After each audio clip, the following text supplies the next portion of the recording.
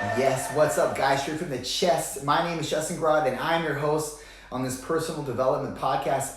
Guys, welcome. For those of you who are new, thank you for taking your time and listening to me. For those of you that are old, thank you for taking your time and listening to me. It means a whole lot to me, guys. I don't think you understand that is super, super important to me, and it definitely just resides in me. That it's a feeling that I have that it just I'm just so thankful, guys. I'm just so thankful and grateful for those that do listen and take the time. So thank you again, guys.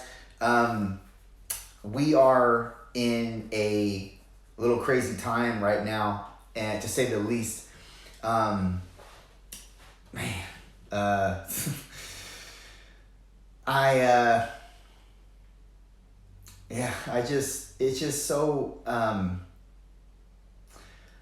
it's just a lot, you know. There's a lot going on, and I have I've had talks with people. I've had regarding what's going on, and you know, a lot of times, well, not a lot of times, every time someone has an opinion on things, and that's totally fine. It's totally fine to have your opinion. I think it's warranted. But you know, I keep thinking back to this verse in the Bible, and it's a monumental verse given to me. Or you know what? Speaking of the word monumental, the verse was reminded to me from a monumental person in my life. She sent it to, or she gave me an actual stone that has this verse on it, and it's Jeremiah 29:11. And those of you who are familiar with it, you're familiar with it because if you've been searching for any kind of purpose or meaning to your life, or hopeful expectancy of something to happen, this verse resonates with you on multiple levels. And it's, for I have plans to prosper you, to give you hope and a future. I'm paraphrasing, but that is the context of the verse. And guys, that is so monumental. And we forget that. And we forget it because we are wrapped up in everything that's going on around us. And for good reason. I mean, for good reason. It's controlling our lives. We're subject to whatever the government decides, whatever the president decides, and it really steers us in a different direction from what maybe, or it gets our minds and our navigation off of ourselves, or what we're trying to manifest, or what we feel we're appointed to, or what we feel we're anointed with. We're losing sight of that because there are so many things that are convoluting our mental space. And the reason why I bring that verse up is because if you really sit and think about that verse and you reread it like 10, 11 times, you'll see that he's talking to you in a way that he's saying, don't worry about what you think is not coming or what you think is coming, because I have plans to prosper you, to give you a hope and a future. Just those two words, a hope and a future. They are your crutch right now. Right now, with everything going on, they are and should be your crutch that you lean on. And do you know that those words were given to us from God? That is why it's so monumental, because he's telling us, look, no matter what's going on in your life, I still have plans for your hope, for your future. And I have plans of good, prosperous things to come. You don't have to worry. And he says, I mean, there's another verse talking about not to worry as well. But that verse in and of itself speaks volumes and should leave a cascade effect in your conscience and in your psychological being. Like, that is the thing that you need to anchor yourself in. And too many of us are relying too much on what else is going on in the government, or who's controlling this. The mayor, the governor says this, or they're doing this, the president's saying this. You know, a little snippet about me: you can't offend me. You really can't offend me. You can't offend me because, unless you talk about my family, but you can't offend me in any political stance that I have, any religious stance that I have, anything. You literally cannot offend me. If an atheist were to talk to me and argue points about the Bible, about God, about etc., you know what? I really wouldn't honestly have an argument against him other than what I know. And I'm not really that educated in the Bible, but what I am educated in is having an anchor in something that's far substantial than any man that lives on this planet. And when I say any man, I mean any man, any woman, any influencer, any higher up, any political power source, any hierarchy, any archetypal person. I have no faith and hope in them because it is reserved for my God. It is reserved for the one that controls the beginning to the end, that is the author of your life, of my life, and here's the key point: he is the finisher. And that means that whatever is going on in and around us, whatever is caused by man, it doesn't really matter in the grand scheme of things, because they do not have the final say. The biggest, most influential, powerful man is still a man and is still minuscule when compared to God. What you have to understand, this is the reason why I don't get offended, because I don't put my hope and I don't anchor my faith or my hope in men themselves. I don't anchor my faith and my hope in what the president's going to say, what he doesn't say. I'll be honest with you, I really only tune in sometimes to watch the president speak, to analyze the way he speaks, because he kind of entertains me. That's it. Because nothing of what he says, even if it affects me in my daily life, he doesn't have the final say in anything. In anything that's of monumental purpose to my life, he doesn't have the final say. So therefore, why would I go to a manager when I want to talk to the CEO? If I really want to get down to the brass tacks, I don't go to the manager of the business. I go to the founder. And I'm telling you, instead of getting your information from the manager and having your substratum encapsulated around or in the manager, go to the founder instead. Go to the founder. And oftentimes, like the founder or the CEO, they're not easily reached in person. Our God is. Obviously not in person. We've never met him, but we can always talk to him.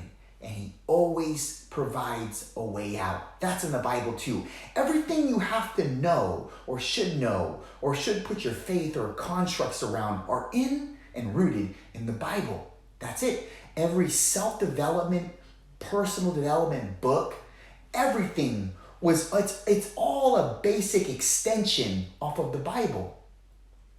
And that's why I'm suggesting really hardly suggesting that you don't put your faith and hope in man, because man is permeable and God is not permeable.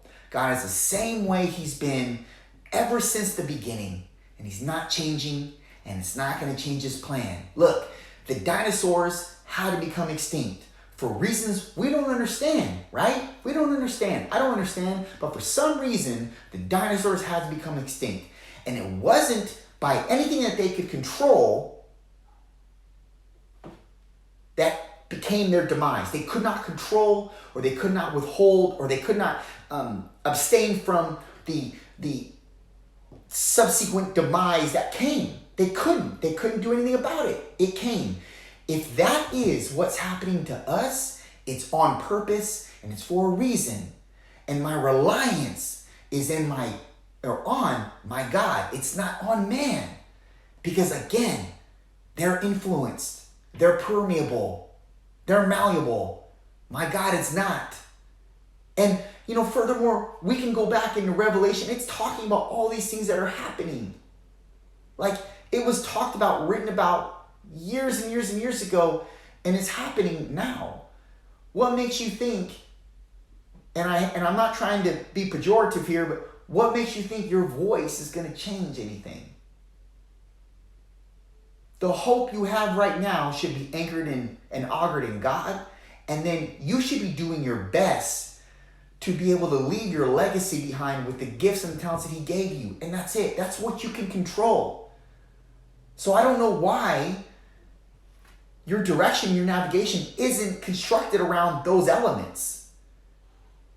All you have is to be what your best version is. All you have is to be able to extend life and development to others around you with the gifts that God gave you. That's how you leave your mark. I don't know why any of us are becoming convoluted with what's going on with media or what's going on with the government. Even though it's indirectly impacting us, I get it, but it's not the final say, and it never will be the final say, ever. Because God always has the final say. He's the finisher. He's the beginner, and he's the finisher of it. And that's why nobody's political viewpoint, stance on anything ever offends me. I don't care. I really don't care.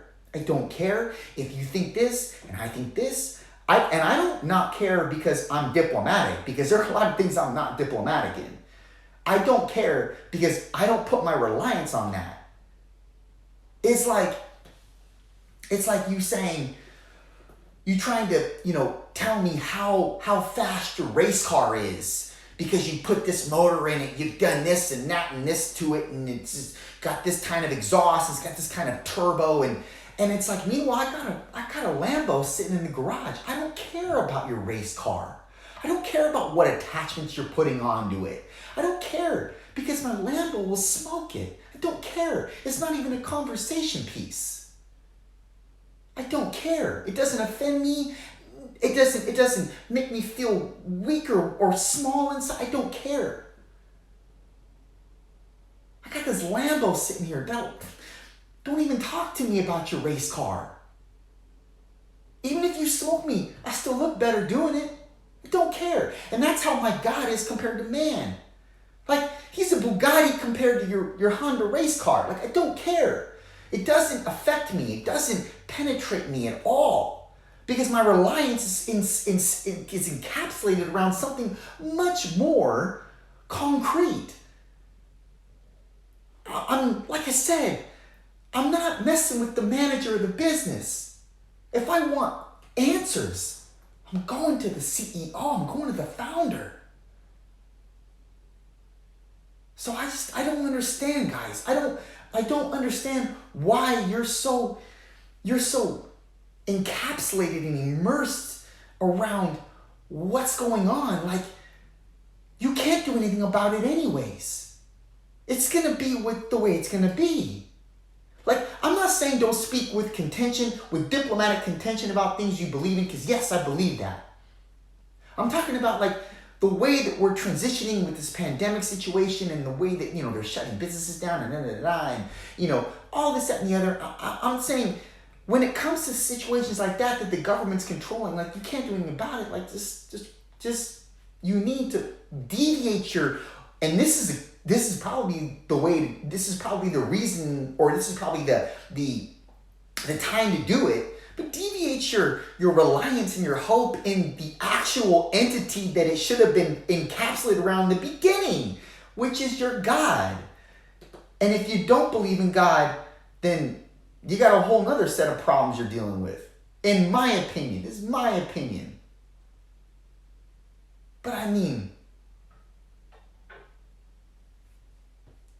He's got a plan for your future. That plan is not going to be ruined just because the president did something or the government's putting something in place. Your talent will make a path for you. Your talent, your ability will make a way for you because He's a way maker. You don't have to figure it out. And here's a bit of advice. Don't try because you're too stupid to figure it out. You're too stupid. I'm too stupid to figure it out. But God isn't, and that's why you augur your faith and your hope and your reliance in that. That is a substratum that you encapsulate all of those elements within. He's the finisher. He knows what He's doing with you. He knows also how to work around all of the limitations that might cause you to come to a dead end. So continue to press forward with the ability that He gave you. That's the thing you do the best with the least amount of effort. Develop responsibility. Put yourself in positions that you need to level up in. Put yourself in positions that cause you to be challenged, that show you what you're made of.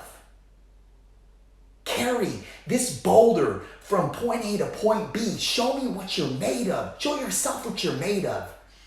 Take on responsibility. Continuously press into the thing that God's called you to press into. He didn't do it because He didn't call you because He's bored. He called you on purpose. Your calling has a purpose tethered to it, and it always has. And if you're late to the game to identify it, well, at least you identified it. Because some never identify it. And when it comes to things going on in and around you, don't bother worrying. And when I say don't bother worrying, if it means stop watching CNN, stop watching CNN. Because this shit's going to happen regardless if you watch it or not. And all too often when you watch it, you tend to put your hopeful faculties in something of a person that's on CNN or that they're talking about, or that somebody who has a say in something. Like, he or she, they are so low on the totem pole when it comes to actual worldly change. It's not even something that you should be contemplating, or you should be even surrendering your thoughts to. Like, don't even allow them to have any kind of archetypal stance in you, or in your being, or in where you're going. That should be reserved for the author and the finisher of you and this world, and that's God. Done.